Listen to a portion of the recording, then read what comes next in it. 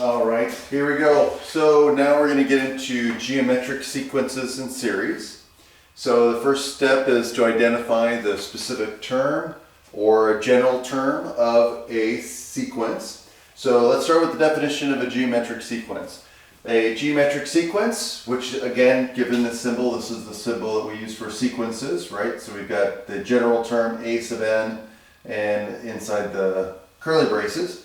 So that's how we represent a sequence. So a geometric sequence is a sequence of the form a1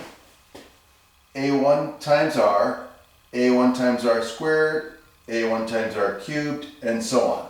Okay. The value of a1 is called the first term, okay, and r is called the common ratio. Okay. Now the value of r is the quotient of any term after the first term and its predecessors. So we could define it this way. R is a sub n plus 1 divided by a sub n. Okay? So it's basically any you take any two consecutive terms in the sequence, you divide them by taking the one, taking any term and the one before it, and that ratio will always give you r. So that's one of the defining characteristics of a geometric sequence. Okay, so now also, a couple other things I need to write down.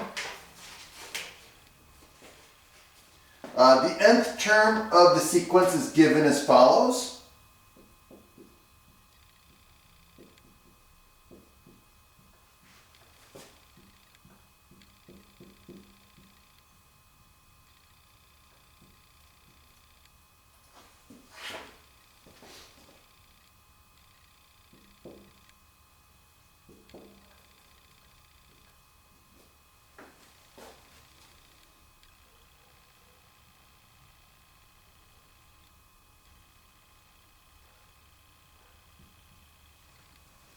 Okay, so the nth term of the sequence is given by this formula, and it can also be defined. The sequence can be defined recursively as follows.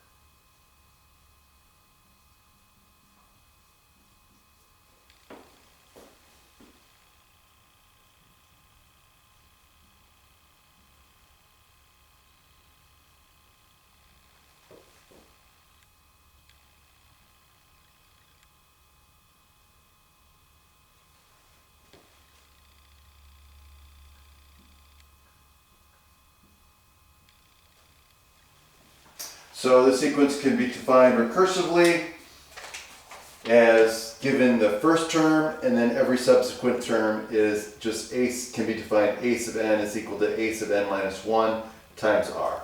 So we can take the preceding term, multiply by r, and we'll get the next term. Okay, and this works for all n greater than or equal to 2. All right, now let's do some examples.